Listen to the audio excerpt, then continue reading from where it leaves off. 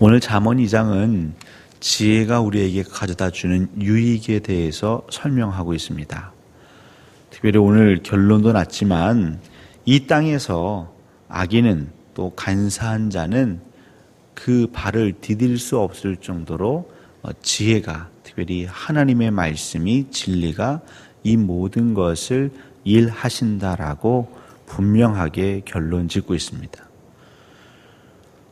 이 땅에 어느 부모가 그 자녀가 간사하게 악하게 살기를 바라겠습니까? 또한 그 자녀들 또한 좋게 행복하게 기쁘게 무엇보다 의롭고 선하게 살고자 하는 마음이 가득하겠지요. 근데 우리의 삶을 돌아보면 우리 마음, 우리 뜻과는 상관없이 악한 길로, 간사한 길로 들어설 때가, 접어들 때가 종종 있습니다. 오늘 말씀을 보시면요, 7절입니다. 그는 정직한 자를 위하여 완전한 지혜를 예비하시며 행실이 온전한 자에게 방패가 되시나니. 이 지혜가 우리의 방패가 된다는 것이죠. 방패는 적군의 칼, 창 혹은 화살로부터 우리 자신을 보호하는 무기이기도 합니다. 근데 방패가 없으면 그 창 끝에, 칼 끝에, 화살 촉에 우리가 찔리게 되는 것이죠. 생각해 보십시오. 원수 마귀는, 또 우리가 살면서 세상은 항상 주의 백성들을 향하여 화살을 쏘아댑니다. 죄의 화살, 탐욕의 화살, 이기심의 화살. 근데 이것들을 막아내지 못하면 우리는 계속 그 악한 마음에 우리 자신이 노출되는 것이죠. 결국 지혜가 이 모든 것을 막을 수 있는, 이 진리가 나의 마음을 지킬 수 있는 1차적인 보호수단이 되는 것입니다. 10절에 얘기하고 있습니다. 내 지혜가 내 마음에 들어가며 지식이 내 영혼을 즐겁게 할 것이요. 그러니까 우리 마음에는 지혜가 들어가야 한다는 것이죠. 근데 그 지혜가 우리의 방패가 되지 않고 그 방패가 우리 손에 없을 때 우리 마음에 무엇이 들어가겠습니까? 우리 마음에는 이 세상에 추악하고 음란한 것이 자리할 수밖에 없는 그런 환경의 삶에 노출되어 있습니다. 방패를 들고 사는 것, 방패를 들고 행진하는 것, 무척 고된 일입니다. 무겁습니다. 땀을 흘려야 합니다. 거추장스럽습니다. 부자연스럽습니다. 사랑하는 성도 여러분, 저희가 어제부터 잠언을 읽고 있는데 제가 어제 도전드렸던 것은 이 잠언의 내용 중에 내 마음에 와 부딪히는 말씀과 씨름하십시오라고 말씀드렸습니다. 이 말씀과 씨름하는 것이 부자연스러움이죠. 왜냐하면 세상에 많은 사람들, 그들은 씨름하지 않습니다. 그냥 자기 식대로 살아갑니다.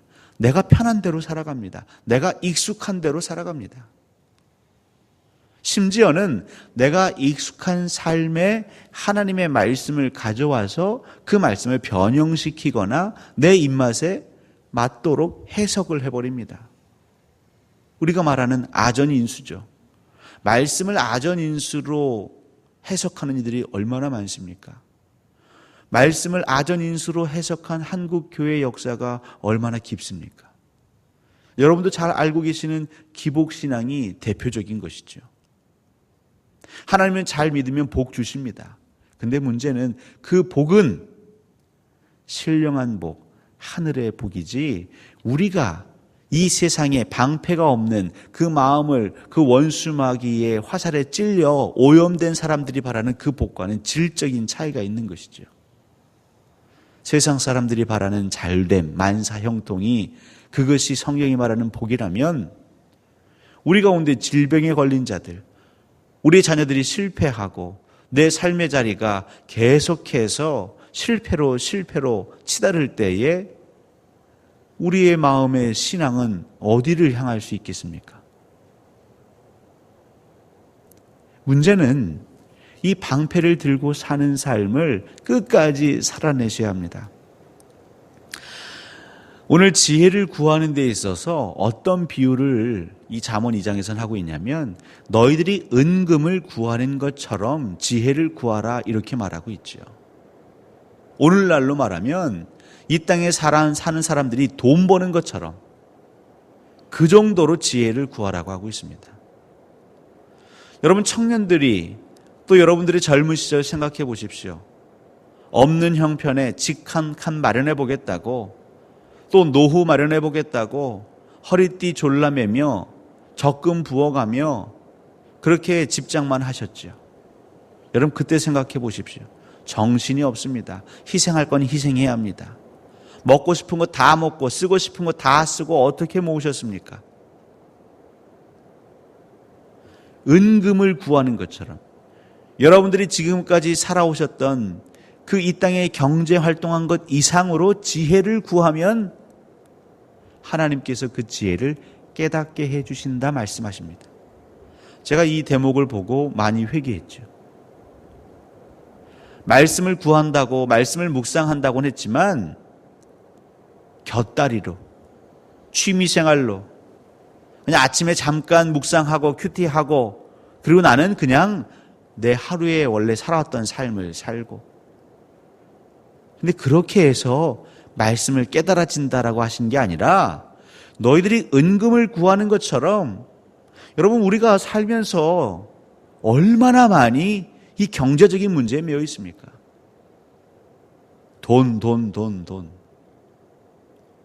돈 때문에 행복하고 때로는 돈 때문에 그 마음이 너무나 힘들고 바꿔보십시오. 여러분 말씀 때문에 행복하고 때로는 말씀 때문에 속상하고 왜 이 말씀이 깨달아지지 않지? 나는 왜 이 말씀대로 살지 못하는 것이지? 왜 이 말씀이 언약하신 대로 내 삶에 열매가 나지 않는 것인지라고 3일 밤낮을 머리 싸매면서 끙끙거려 보신 적 있으십니까? 없지요. 저 집을 사야 되는데 잔금이 없습니다.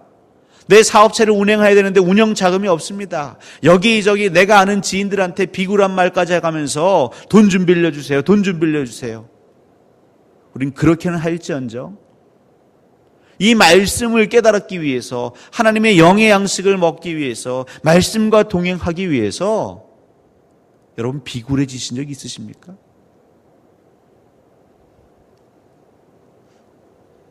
잠언 말씀이 저는 그냥 격식 있고 그냥 우리 삶에 교양되고 그냥 부드러운 그런 말씀인 줄 알았는데 한 절 한 절이 정말 창끝 칼끝 같습니다. 하나님 말씀이 왜 안 깨달아질까요? 우리는 오랫동안 말씀과 함께 동행하고 있는데 그 말씀이 내게 방패가 되는 게 아니라 그냥 한 액세서리 정도로 치부되고 전락했을까요? 여러분 예수 믿는 건 쉬운 게 아닙니다. 이 세상에서 살면서 예수 믿는 건 남들보다 2배 이상의 짐을 지고 사는 것입니다.